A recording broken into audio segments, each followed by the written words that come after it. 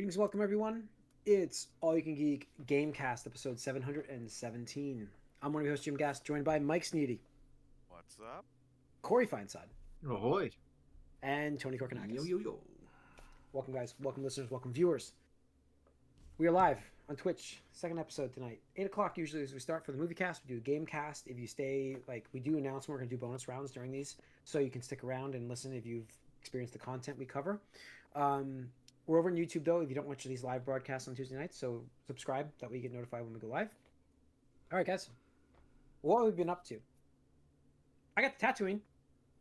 Whoa. There we we go. think- Oh. Did you get the story background you needed to No. care about the character? No? No, I haven't Oh, gotten that's there a yet.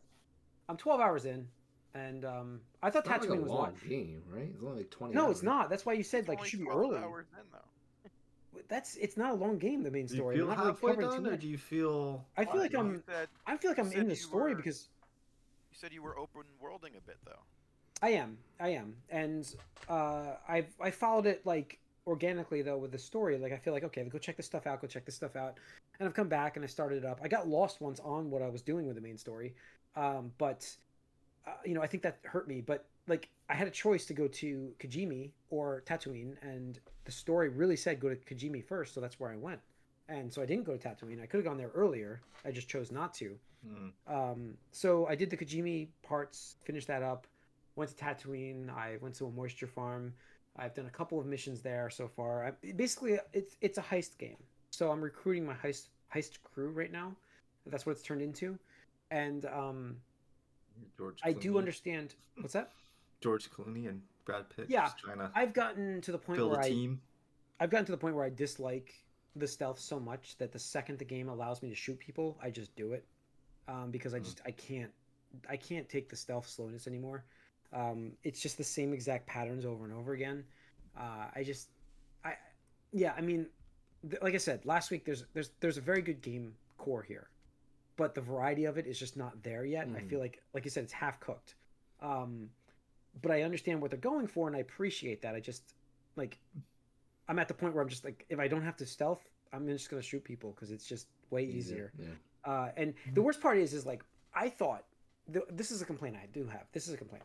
This game is based on faction strengths and like good if they like you or not. Different factions based on how you do their missions and if you side with them, like Crimson Dawn, the Hutts, Jabba the Hutt. Sun. They're all in there. Like there's a whole bunch of different factions, and usually the missions you do cause you like hatred from some and good from others.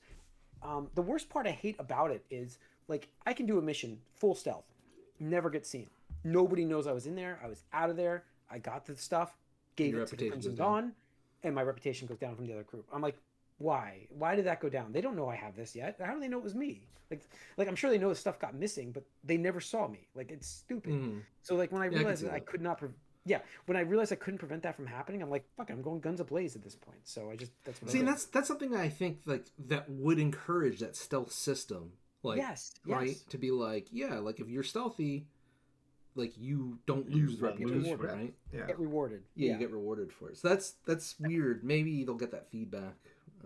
I'm wondering if it was there and they just couldn't finish that. That maybe Yeah. that was because it seems like that should be there. Like that just seems like it should be there. But I it's so also frustrating. Go ahead. Conversely, that you could just pay off the people who you Yeah. like Usually, negative, usually it's and then you bribery. could get good affinity from everyone. Yeah. So the funny part about the game is you have the bosses, and like you do a bad mission, you get bad rep, but you have to go see them to get other missions, so they have to let you in to see that part of them. But you can't go to the restricted areas because those are where your missions happen, unless you're good status or better than that. But usually, like I literally like did a mission where I killed a bunch of people and the faction strength went down. I went back to that boss and I gave the Crimson Dawn their stuff, and I went back to that boss, and he's like, "Well, I understand you just did this." I'm like, "I should be shot right now," but he's like, "If you do this for me, though, you're good." I'm like, "This guy would have shot me in the face." Like, you know what I mean? Like, there's no chance. I don't know. I mean, like, I get what you're saying, but at the same time, like, it seems like that is pretty typical Star Wars mob boss thing. Yeah, Like, I I mean, know, like, I know. Yeah. Jabba should have fucking shot Han, like, what, how many times before he got him, Yeah. Yeah. frozen in... They all just keep giving you multiple chances, and it's like one of them. Like, I got bad rep. I went to him and I said, "Well, I found this thing on the mission where I killed all your friends. This is cool." And he's like, "Oh, that is great," and I got good rep.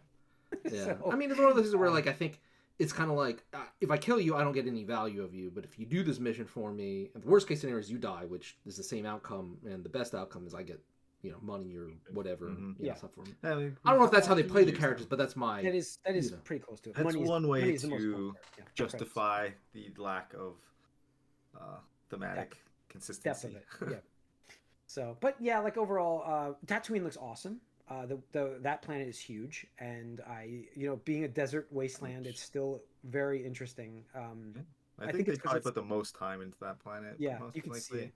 You can Because see like the design. Tony was saying before, like some guy who knew everything about. He's like, I'm gonna Tatooine's walk to Mos Eisley because I know it's over here, and it's like, what the fuck, dude? Like, how do you know? No, you can tell like the second you land, you're like, there's detail here. Like there's like everything that should be in place is in the right place, and it's the first time I've experienced that. So see, and to me, that's a hook, right? That's kind of like, hey, we recreated like this very faithfully. Like that's awesome, right? Like it's like, because you only see what you can see from the movies, right? But it's like, oh, we put all this together, and it's like, oh, now you can explore it. Like that's pretty cool. It's impressive. Like Kijimi is the planet that was in Rise of Skywalker, I think, right? Isn't that one in there? It's the snow planet, and that one was they kind of basically they basically made Hoth in the other areas of this place. That's what they did, because we don't get much from Rise of the Skywalker. All we get is like little narrow passageways. No, I mean and there's a lot of that. That's just a new trilogy in general, right? I mean, yeah. So they just came up with their own. They basically made me Hoth caverns on Kijimi. That's what they did. That's cool.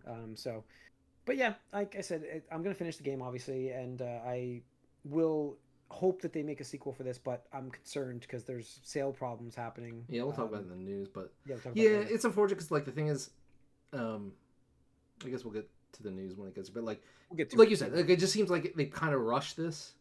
Yeah, and it really hurt the, initial, like the players that did buy it. It's like, whatever. You're not going to get good word of mouth. That's right. You're not getting that good word of mouth, and like it's not bad, but it's not like, oh, you've got to play this game. Right, and that may be like even worse in some regards because like I don't know, some bad games is like you're just like whatever. May like, draw. You're right. It might be. Because the best thing people will say is like it's good, but might as well wait till they fix it. Like, right. Exactly. That's unfortunately where I'm at now because like I'm like. Yeah. I'm not like I hate playing games where it's like if I just wait 6 months to a year, it's going to be drastically improved, right? Like Cyberpunk. There was no reason for me to play that. Yeah, I just told my coworker to wait till November because Black Friday this game's going to be on sale. Oh, I guarantee it's going to be half off. Like that's asked me about Ubisoft's MO. It's going to be half off.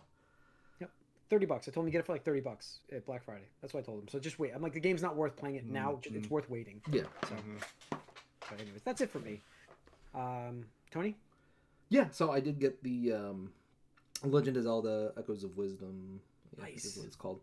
And it's really fun. Like, it's a 2D game, obviously.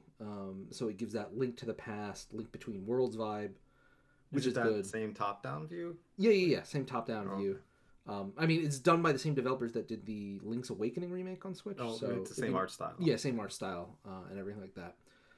So it's really good. You're playing as Zelda, so she plays very differently than Link. Her whole thing is she has a rod that she can create echoes of things. So like a lot of objects, you can like absorb them, and it's like, hey, cool. Now I can make like, for example, one of the first things is like a crate, and it's like I can create a crate, and it's just like flick your wand, just like you create a crate, and then you can push it around, you can lift it and stuff like that. And it ranges from like objects like pots and crates and beds to enemies. Like any enemy that I've met and defeated, you can get echoes of them, and they just behave on your behalf then and stuff like that. Like a summon. Yeah, like a summon. Yeah, cool. So that's pretty cool. It's really cute, and obviously, spoiler alert, in the first 2 minutes of the game, something happens and Link gets like out of the picture. Like it's a reverse scenario where it's like, oh, like now it's like you have to rescue Link, which is role reversal, I guess there. It's really different though because going into a Zelda game mentality, you're like typically the difficulty really isn't that high. It's not like an Elden Ring type of game where you're like, oh, I got to be careful about this generic enemy, right? Son. Or it's like, oh, I'll just kill him. Or it's like this. So first of all, I will say the one cool thing is they enabled what they call hero mode right off the bat, which is like the hard mode, where like hearts don't generate or spawn, so you have to use items to regain your heart, and you take double damage. So like right away, people were like one-shotting me. It's like, oh, like that was weird. But also just because you're not Link, you don't have a sword and shield, where you can just easily be like, oh, well, I know this enemy is not really that smart, so I can just exploit him. Like you have to really like think about some of the harder enemies. Like, how do I kill you while staying alive? And the game purposely like puts you in like smaller rooms and stuff, so you can't just like run away and like let a summon fight everything for you all the time and stuff like that. So that's been interesting. Almost like borderline frustrating too, because it's like I'll just use that skeleton enemy. It's like if I had my sword and shield, you know, I could kill that in like 10 seconds. Whereas like now I have to be like it's like a minute and a half fight because it's like you gotta like position yourself, you gotta use your summons. I don't know if that's gonna change. Like if I get more powerful stuff, I'm assuming so. But as of right now, I'm only 2 dungeons in, so we'll see about that. But Okay. It's really fun, really whimsical. It leans more on the playful, whimsical side of Zelda rather than like the, Majora's or Twilight Princess side of things. So, Okay. Cool. Yeah, enjoy though. All right. That's it. I did want to mention something else, but Metaphor demo. I didn't get to play that, but I installed it. Oh. So, but that has been getting great reviews. Yeah. So I've been That's not reviews, but impressions. So yeah, I mean we'll lead into you though. Yeah, no, it's Persona in a fantasy world. Definitely got that Persona, but it's a lot more action than I thought there's gonna be. Like, it's like the first fight sequence you get in is like button mashing almost. Like, I was like, wait, I didn't expect this. So that's it's shocking. That's but good. yeah, it's cool because it's they're doing the same thing with Final Fantasy. Like you play this, keep your save, and use it towards the full game. So it's like That's basically good. no reason to not That's do incentive. it. Yeah, that's incentive right there. Yeah, I usually hate that because like you play so much and you lose it all, and like right. that's cool. Yeah, especially since it's like, it's the beginning of the game. So yeah, cool world so far. Is there turn-based stuff though? Like, is it? So I'm really early into it, but I assume there is because I think I've seen the menus for it. But just like I was just running around, like you have to like go from one area to another area, and there's like these sandworm things that you just run into, and I just smash them. Yeah, and then like you're basically trying to get recruited into an army, but you have like this fairy character, and it's like you're on you have an alternative motive for doing this stuff. So I'm not like I said super. I just played like an hour and a half or so, or maybe ish that much of it. Because there's a lot of story stuff in the beginning. Yeah. There's like it's cutscenes and it's like, yep, exactly. Like it it's feels 5 hour like it demo. looks We like only it. play 1 hour. Yeah, and a lot of great music already. So highly recommend just checking it out, the demo at least. Yeah, it seems like going to be a what do you call it, dark horse for Game of the Year if it. Yeah, definitely. It's on the Persona. Be right level. up there. Yep. All right. Anything else, Corey? Some more, Diablo and Gunfire Reborn. Pretty soon for that expansion, right? Next week. I know. It's couple more weeks. Okay. All right, Mike. So I'm pretty much done with Kingdom Come Deliverance. I did almost all the quests. There was a few I was doing, but I didn't like how they were going, and they were the things where you have to sort of wait for something to happen at a certain time, and I didn't necessarily want to help a charlatan or frame my friends, which are basically what the purpose of either of these missions were. And those were my last 2 that I could find, major missions. So I was just losing steam. So I decided, with Shattered Space coming out, I went back to Starfield. So gotta playing figure Starfield. yourself for it. Yes. And coming back to this point, I have not downloaded or even bought Shattered Space yet. I am waiting for reviews a little bit to see if I want it cheaper, if that ever happens. There's no reviews yet. Steam reviews I don't care about because everyone's just like, this isn't No Man's Sky, 1 out of 10 or whatever, 1 out of 5. So I don't give a shit about Steam reviews, honestly. You have to there's buy the fewer game opinions. to review I it don't though. care. So Okay. be like, what? They didn't turn this into No Man's Sky yet? No way. You read that? That's an actual review. the reviews are there's not enough new things. They didn't. Okay. So they're actually information in the reviews. No. Listen, Steam reviews. I'm listening. Go ahead. Useless to me. There's fewer. There's no opinion I value less than Steam reviews. Okay. Anyway, but I'm playing Starfield again.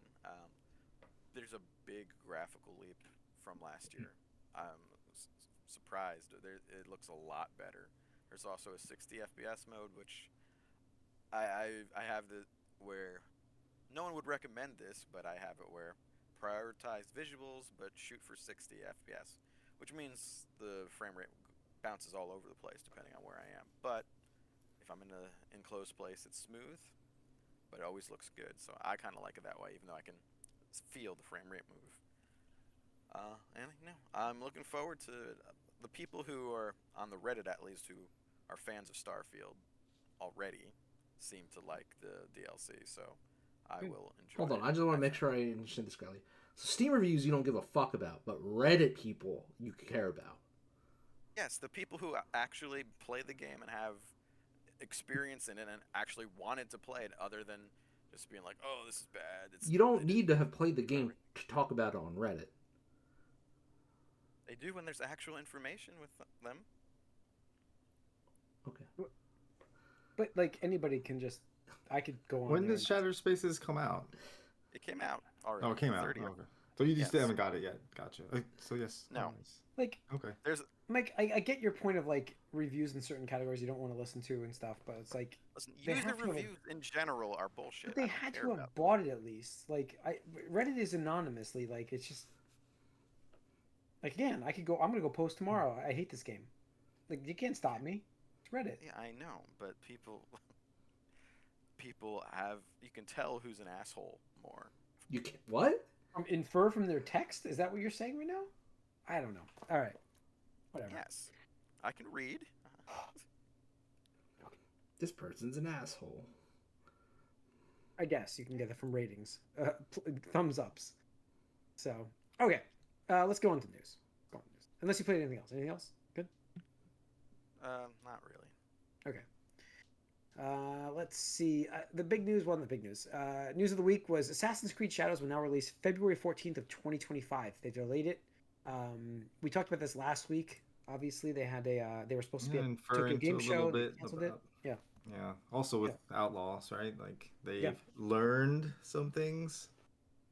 Yeah. I mean, they needed to push this game. There's a lot of negative feedback they're getting right now from people. And Outlaws, obviously, we can just tie this together here. Outlaws apparently has sold 1 million copies possibly at the first month. They have no official release yet, but that's what is being reported. Just 1 million copies. So that sales we were talking about that at the beginning of this podcast, that the sales were not good on that game. And they're not meeting expectations. Not meeting expectations. And that's just, it's a licensed game. So they paid a lot of money for that Star Wars license. Yeah, for sure. Sure. So yeah, and like we just talked about with that game is I think a lot of it was rushed. And this is a good sign for Assassin's Creed, I guess. But there's a lot of online. Yeah, I know. It's a good sign, but it's like this happened for the wrong reason almost. Where it's like, yes. It's like no shit, Ubisoft. Like, wow, when your game is rushed and it's kind of like a buggy mess, or like you leave a lot of parts unpolished. Like, people are gonna be like, whatever. And it's 100% like a correlation with like, oh shit, Outlaws was kind of like critiqued for not having having a lot of rough edges. We can't do Assassin's Creed back to back. And not only like that, but like the lack of sales led to them coming back to Steam right away. Like Outlaws is going to launch on PC pretty soon, I think, like end of the month or something like that. So first of all, Ubisoft is in a terrible state. Like I think it's the stock price is at a 10-year low or something like that. They were trying to sell for a couple years. Yeah, I mean they pulled out a Tokyo Game Show we talked about. Yeah, well, it's I mean what's his name?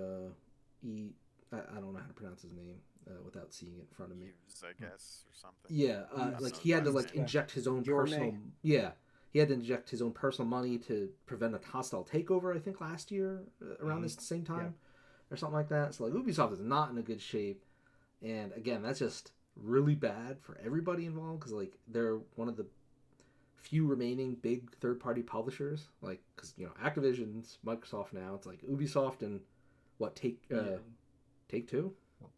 Yeah. Probably. And yep. And EA, like those are the big three. And if Ubisoft's not doing well, I mean that's really bad. Yeah. I mean, but it's a lot of it is mismanagement. I mean, 100%. Yeah. I mean, I'm not going to deny that. That's how you get there. I mean, we talk about it. Whether it's Bungie, whether it's 343, it's bad management.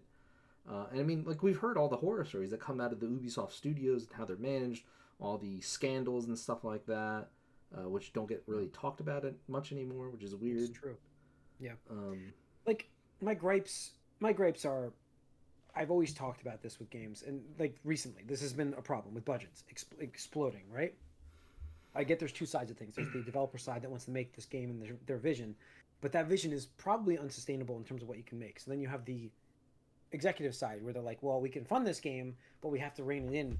And I blame the executive side because it's up to them to decide, hey, we got to rein it into this much, but we also make it appealing to people. And I think that's where they have to rein in developers in terms of their scope, but they're making the wrong decisions as to what to cut. You know what I'm saying? Like, I feel like that's the problem. It's where their decision making is the problem, and they're not getting the axe for that either. It's the developer side that gets the axe for it. Well, and that's on them. Yeah. I mean, there's certainly some truth to that, absolutely. But again, I think it's just consumer habits have drastically changed.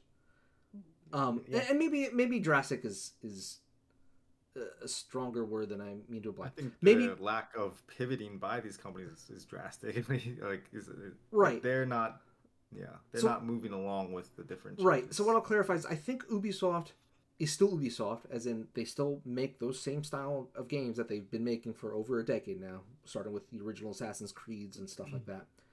But consumers have changed in those last 10, 15, 20, whatever one we want to branch it out, where it's like you look at games these days, and it's funny because actually Sweeney from Epic was just talking about this, about how live service games are going to be the big push moving forward, right? And he's citing Fortnite, obviously, where he's like, yeah, we want to make Fortnite like a forever game, right? Where, you get on Fortnite with your buds and you play it and it's there. And he's talking about how players want to play games with their friends, so they're less likely to try new stuff, right? And I think there's a lot of truth in that. I mean, he says some weird things a lot of times, like any fucking billionaire does. But like, it is one of those things where it's like, with the advent of a lot of free-to-play games, whether it's League of Legends, Overwatch, Apex, Fortnite especially, it's just like there's so many options right now where it's like, why would somebody that has like a conscious budget be like, yeah, let me just toss the dice on $70 of Ubisoft stuff, right? Like that's insane, Yeah. So I think that's one of those things where they, a AAA Star Wars open world game 10 years ago absolutely made sense, I would say. Like, slam dunk, like, bam, let's do it, right? But, a decade, like, in the present day, it's like, it's like, from a combination of Star Wars having maybe a bit of a burnout with audiences to a mid-game. Yeah, that's a big part. It's a mix of that. It's a mix of these things, right? Yeah. There was a lot of negativity around this game as well. People were not really. Well, I think also a lot of people coming out. And unfortunately, too, because, like, you want to see, like, things expand the universe. Like, we talked about this before, but also having a brand new protagonist, I don't think helped this game either. Well, I mean, so unfortunately, we can talk about the reality of the female protagonist. You're getting the fucking misogynist, just like Ghost of Yutei is getting right now, which is the fucking dumbest shit I've ever heard in my fucking life. Perpetuated by people like fucking Asmongold, who lives with fucking rats and cockroaches, and talking about, do I have to play as a girl? It's like, but you're not even a human being, dude. Like, what my problem about the protagonist is they made an open world game and they haven't given me the story enough for her character. That's my problem with the character. Like, I want to play this character. I want to learn about her. And I'm Okay, not but that has going- nothing to do with like the sales, right? Nobody's be like, "Oh, No, I but, heard I this mean, I'm just character saying, doesn't like, exist. It's just But an yeah, avatar." I get there's the preemptive, like, I'm right. not buying it because it's a female character. I get that. But that has no Like, but there's- relevance if it's a male or female. Well, No, okay, you're right. No, you're right. I'll play devil's advocate here. The scoundrel archetype female seems a little strange to me. Why? Because scoundrel you associate with males. They're greedy, they're devil may care, they're charming by talking their way out of it. You have all these sort of traditionally male roles assigned to the scoundrel normally. And it feels a little strange when it's a female, I would say. All I was saying I is think this is a brand new character, and I think it would have done better if it was a character people knew already. I get that, Corey. But like, Mike, just going back to it, like, it doesn't mean you can't make a great female character that does this. Like, I'm just saying I don't Sure, think but they've created a it great almost female feels like- character that does this. I mean, Almost unfortunately, it feels like failed we're at that. playing Though. at something. That's what I'm saying. Like, that's my thing. Yeah. But that doesn't change the sales. That means people aren't buying it because they're angry about. I think that's a bad argument because Yeah. Star Wars has a fucking history of treating female characters terribly, and we can just point to the last trilogy with fucking Rey and you know, her actor getting fucking bullied and harassed off of fucking all her social media. It's like, But yeah, Rose made Tico actor. a lot of money Also. those movies, so people still went and saw that. yeah, it was fucking Star Wars. It's a movie. It's not a game. It's Right. different. True. I mean, True. Chimed in. I went M-rated Mulan. Yeah.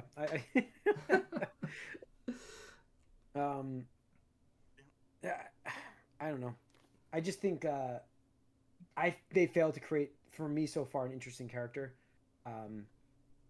Be that whatever. Male, Sure, female, but whatever they we're created. not talking about the actual fucking game right now. understand We're that. talking about the marketing. Well, We're I am talking about the talking about the appeal. game. You're talking My about your problem about opinion the on the game is- game. The game, but you're not getting good That's feedback part from of it, me. Like, if the game was a good character, you could hear that good feedback from people. Like, I'm not giving you that. Like, I'm not. Okay, sure, but I'm we're not talking saying about. I'm selling games. Also, a lot Look, of I'm not saying I'm also selling games. Go on. the reviews also said the gameplay was just bad for a lot. That's what I'm saying. Like, the game is like mid. It's like, oh, this game is mid. It's like that's all what you it need to is. hear. Like, the game is mid. It's fucking $70 at its cheapest version. There's like what, the $130 ultimate with all the DLC and shit like that, or whatever the fuck it is. I get it. Like, it just had like all this negative shit going into it. Like, okay, yeah, like it would have been great if she was a good character, but like if the gameplay's mid and the combat's mid and the open world's mid, like that, like it has nothing to do with like, oh, well, the character is bad. It's like, okay, well, nobody's like preventing somebody from buying that. It's like, oh, I heard the character is really bad. Well, my whole point, and I didn't want this to go on a tangent, it was like if this was a Boba Fett game, it would have sold better, regardless of how good the game was. Maybe not at this point after the No, I mean, that Boba Fett's been dragged through from that show. Fair. I'm just saying, I think like everybody at 1313 games, like, oh, but we get to play Boba Fett. This is gonna be amazing. Yeah. I don't know, man. Before all the I Boba think Fett I crap. think Star Wars games have a And huge that's- disconnect from the rest of the franchise, but it's fucking Star Wars fans, so But it's not. It's gonna. That's what they. What is it? Connor. What's that guy's name? Who plays the Jedi Survivor character? The actor. That's the thing. They're bringing him into. They're going to bring that character into the live action world. That's happening. There's no question. sure, that's fine. Who No cares? question. So like, you can make a great character that can come to life from this, but they haven't done I'd it. argue They he haven't wasn't done a it. great That's all. character until the second game either. He was Yeah, the first game he's fucking like General McWhitey Whiterson, just fucking generic. Oh, I'm a Padawan. My master was in trouble. Cool. We've seen that what, a dozen times at least. Yeah. I know. It's something about fresh. They gotta get fresh with this Star Wars stuff. Give us something new. And No, they don't. Star Wars fans are getting what they game. deserve, which is just a bunch of mediocrity. Yeah. Okay. All right. Let's move on. Overwatch 2 series was reportedly in development at Netflix. This is more of a movie thing, but gaming wise, because it's Overwatch. Overwatch 2. So Jason Schreier suggests that the plans changed after Activision Blizzard sued Netflix in 2020 for poaching its CFO. This would have been fantastic to have as a series. Would it not have been? When the Oh, absolutely. I mean, game we've first talked came about out, it here that's all like, for we've been years. yeah, Yeah. that's all we wanted. And like they teased it with the shorts, and the shorts were fantastic. And then they even came out with different animation stuff, like with Doomfist and things. And It was it's like, for why? it. It's like easy money. This is just easy money. Like, Low hanging fruit, definitely. Like, it's unbelievable that they canceled this. Out of like Netflix had a series here. They definitely did. Back in 2020. But it's just weird that like, okay, I can get it's like, well, Netflix poached our CFO, so fuck them, we'll sue them. But it's like, well, go to one of the other fucking services. Go to Amazon. Go to fucking Disney or whoever. Yeah, there were other streaming services. Go to another streaming service. Be like, well, Netflix screwed us, so we're done, guys. We can't do anything with this. It's like, what the fuck? Like, but it's really weird. Some other details are coming out about this because just Jason Schreier's book came out about Blizzard. And it's basically talk about how, Bobby Kotick wanted another team to work on Overwatch 2 while the original team worked on Overwatch 1. And apparently it's Jeff Kaplan that pushed back. That was like, no. Like, this you'd have to double the size of the studio to have that many people. And at that point, it becomes, a different engine almost, right? Yeah. Where, like, and I could see that argument because it's like, just because you have more people doesn't necessarily mean it's like, it scales well. It's like, okay, cool, like, you're doubling your studio, like, your responsibilities if you're a producer just doubles, right? And that's untenable, I would imagine. Too many chefs in the kitchen. Exactly, too many chefs in the kitchen. Which is weird because some people are trying to, like, post this and be like, well, yeah, Jeff's the reason that this game's wrong. I'm like, are you fucking idiots? Kotick's the one that pushed for Overwatch 2. Like, are you dumb? I don't understand this. Yeah. Like, it should never have been. It should never have done that. Like, where's Fortnite 2? Like, there's a reason. There's a reason. Yeah.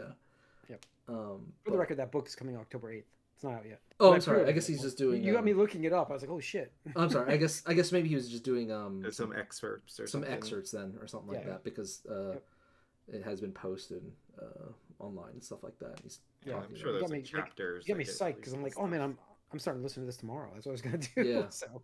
Well, yeah, that's the other thing. I was like, why don't I have this yet? But I was waiting for the audio. I knew I pre-ordered it. I was like a long time ago. I just was like, oh shit. Yeah. So I don't know. Like, it just sucks because, like, again, Overwatch is one of those things that, like, was so hot. All they had to do was, like, keep doing what they were doing, and it just messed it up. Lastly, and this should be no shock to anybody, PS5 Pros still available. Not the 30th anniversary one, but the PS5 Pro console is still available on PS Direct. You can pre-order one if you want one. Not a surprise. $6.99. Yep. Now the 30th anniversary, however, sold like crazy. Well, so because that's scalpers. You're selling to uber enthusiasts of the brand, and you're selling to scalpers. I mean, that's that's what it's for.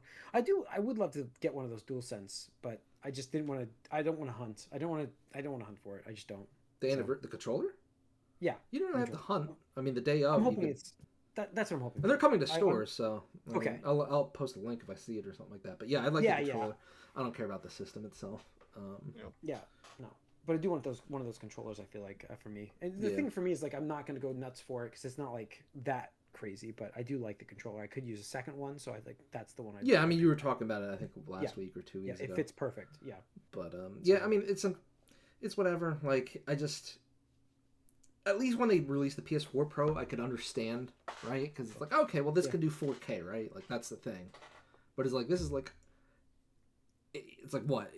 These games that can barely run at 60 FPS is like, oh, well, now it can run at solid 60 FPS. It's like, I personally love that, but that's why I have a PC. It's like, am I paying $700 for a mid-gen upgrade? Like, it goes that's so like, limited. I will give, and this is. I'm not starting an argument. I'm not. I will give Microsoft credit for not doing a pro system because I feel like it's diminishing returns at this point, and it's not worth the upgrade. It's just not. And because you're not going to, like you said, you're in the PC category now. Yeah, it's $300 more probably to do a PC, but that's a better investment. Like we've talked about. So Xbox already did a pro system when they released the Xbox. Yeah, I was about to say it's like the Series S and X. That's true. They just did it right away. Yeah, they did it right away. So I just I get this thing because again we're always gonna hit, now we're never getting the jumps we used to get in power. It's diminishing returns always. So when is that going to be worth the upgrade? And right now I just feel like that wasn't worth it. Like just make another PS6 at some point. That's it. Unless you don't want to release it for 4 more years, but. I just feel like that can't happen either, right? Especially with sales. Well, like I think it will be about then. not with sales the way they are. They're starting to go down. Like 2 more years, they have to release that system. Like it's going down. Like sales. That'll be 3 more years, but 3? You think 3? Yeah. Yeah. Okay. I mean, you gotta give the Pro a chance to do something. But I mean, the thing is, like, the PS4 Pro, you want the jump to be significant. I mean, you want the jump to be significant, but I just don't see it anymore, right? Because, like, again, like, video card, like, you have to balance a lot of things when you're talking about a console, right? Because, like, a desktop computer, you have a fucking cube, right? And it's, or not a cube, but a rectangle, and it's like, okay, things have to fit there. But, like, even a graphics card for that is like they're getting so much larger than previous generations because that's how big you have to get it to get the performance enhancements over the last generation, right? And not blowing yourself right, up. and not blowing your system up or, you know, melting down literally in the chassis. And you just look at the jump from, like, PS3 to PS4 to PS5, like, just the housing, and you can do the same with the Xbox and stuff like that, but, like, they're increasing in size, and, like, you know, again, it's just going to reach a point where in a box. Yeah. You are a PC, and everything but name is you're not running fucking Windows. You're running a proprietary operating system. You still have to do everything with it. You still have to fucking download things. You still have to pre-install. You have to patch it. Whatever. Just like it's a fucking headache, and the gains are just not there. And it's just gonna get prohibitively more expensive. Like you talked, Jim, just because about the Xbox. Xbox did release a new system. Oh, it's true. But it's the variant. It's like the Galaxy Black or whatever the fuck they're calling it. 2 terabyte system. Where it's 2 terabytes. Yeah. Different color. And it's what, $600? I think it's $599. $600. Yeah, I think it's $599. And it's like, this is insane to me because we're halfway through the generation, which is crazy to say because games have not been out. But we're halfway through the generation, and so what? In another 3 years, we're having new systems where I don't even think we're taking advantage of the current systems right now. Like, what game? And like, I haven't played a game where it's like, man, this game is really being held back by the fucking the power of the PS5. Like, I need a Pro or something like that. So you're going to try to sell me a PS6 on what exactly? Because I already know, like, what, God of War 3 or Last of Us 3 or whatever, they're going to release cross-generation, just like they did this. No, every game that's, like, any game that's Sony exclusive coming to PS6 is going to be on PS5. Because you're going to have 100 million copies or consoles to sell. Yeah, exactly. You can't ignore it. You can't ignore it. So it's weird. I mean, I think Matt Piscatella from, Circana has said, like, PS4 Pro is, like, 10 to 15% of the console base for it. So that's the limit, the range that we have to go for by that's PS. The high. There's no way at $700. Yeah, I find that really hard to believe. Because, I mean, $200 over the $500 investment, that's, you're almost 150%. 8%. So I think. It's just insane. And Jim, to your point, like, I think the systems are going to be starting that price next generation. That's it. I feel like they have really kicked themselves in the butt because, like, they can't do price cuts because they're locked into these fucking rates. You can't make these components for cheaper anymore, right? Because, like, at least before with reductions of the nodes, right, and stuff like that, you'd be like, oh, it's cheaper to produce these now and it's more efficient. Now it's like, well, you're kind of locked in. You can't do it anymore. It's like not feasible. Like the laws of physics are not on your side. This is a soft launch price increase, so you're used to it before they bring out the new system. 100%. Like, I mean, both Sony and Microsoft did it, and I think that's what it's going to be. Like, you're looking at $600 minimum. Yeah, I do think for the digital edition. The next Xbox launches at $600. Oh, 100%, absolutely. Yeah, but is there next Xbox? Yeah, there will be. But will they already spent too much money on research and development. Yeah, will it be useful? That we don't know. But so I do expect another one, at least one more. But that should be $600, and then the Sony will be $700. So we'll see, because Sony also has been. It's been pretty apparent they no longer consider Microsoft any sort of competition for their area of. No. I mean, that's the thing is, like, I think I forget where the data came from, but apparently it's 3-1 worldwide, right? Where it's like for every 3 PlayStations, 1 Xbox is sold, and it's like that is insane. That's the problem right now, and Nintendo, while outselling everybody, they're not exclusive, so usually you'll still buy the Switch with another system. You know, I mean, that's the companion device for these systems. Like, Switch is just capturing both audiences, right? And so they're not a competitor either, because they're just going to buy it anyways. So yeah, I do feel that that's going to be a problem. I do see the PS6 launching at $700. I do. Yeah, I just don't see any reason. Is it a problem? Yeah, absolutely. Yeah. I mean, that's the thing is we've already only seen price increases on the hardware this generation, which is insane. Like, the first time ever where it's like, instead of getting cheaper over time, it's gotten more expensive. So, like, actually, if you bought your PS5 day one, you got a deal. You got a fucking deal because you're getting to use it the most and you've paid the cheapest for it, which is insane to talk about. I got the slim console with Spider-Man for $450. That was a steal. That's a deal, yeah. That's a steal. So, did they just give me a thumbs up? Yeah, that's funny. Oh, thank you. But yeah, it's just sad, and I really worry about the tail end of this life cycle actually, because like somebody else posted like on Reset Era the charts, right? Because they always love to compare, and right now PS5 is matching PS4 pretty closely, right? But it's the back half where the PS4 was able to like reduce the price to like the $300 thing. And then you had their greatest hits lineup where like all their games, after a couple of years hit the $10, $20 price bin, right? Where it's like Horizon, God of War, like AAA gaming for cheap, right? $10 to $20. But I think Sony now is taking that playbook from Nintendo where they're like, we got to stop devaluing our software, guys. Like, we want to be able to sell Horizon for fucking close to full price as possible, which they just fucking did by raising the price of the fucking existing versions of Horizon on PlayStation and Steam. Right. Well, because you're gonna get the upgrade for $10. So. Well, that's the thing is they don't want you buying the old version and then paying the $10, so you get it for like 20 or 30. They want you to pay $50. Right. So even a game like Horizon is getting a price increase because they're like, oh, we were mastering it. It's like, who asked for this? Yeah. Who wanted this? That's it. Yeah, I know. Like, who was like, you know what? Horizon doesn't look good. People will buy it though, and that's the thing. That's why they're keep doing it because it keeps selling. I mean, you're right, but like until you speak with your wallet. Well, I'm not buying it. Apparently, people are. I don't know. Like, I'm the biggest Horizon fan here. I'm never gonna get that. Yeah. Like, I just think it's a misstep. It's misguidance. And Jason Schreier just reported on something about God, what was it? What's another Sony game? I don't know. No, you said God of War, Spider-Man, Wolverine. No. I'm sorry. We're talking about Horizon. Apparently, the next Horizon game is a single-player game. It's Horizon Online. Oh. So if you were looking forward to Horizon 3, a single-player experience that continues the story of Aloy, I wouldn't expect that for another 5 years. Yeah. What is? I don't even know what that is. What is that? Like Robot Monster Hunter? Yeah, Robot Monster Hunter. Yep. Mm-hmm. Another live service game. Bad. Not that I say it out loud, but. No, I mean that could work. I mean, I'm not the biggest Monster Hunter fan, but it has its audience. It has a unique place. I'd rather something like that than this is the 50th fucking hero shooter in 10 years. Mm-hmm. It's like, I don't care. Or just more remasters. Oh, here, Last of Us Part 1.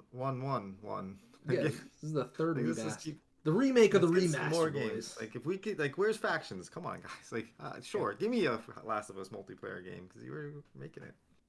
Yeah. So, I don't know, man. It's It's all Xbox's fault for not being a real competitor. Yeah, I mean, I agree. Yeah. So, all right. Dark days ahead, friends. Dark days ahead. Yeah. And then we're gonna. And on that note.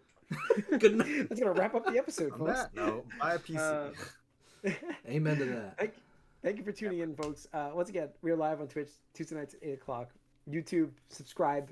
That way you get notified when we go live. We appreciate it, guys. We'll see you for 718 next week. We'll see you guys. We're out.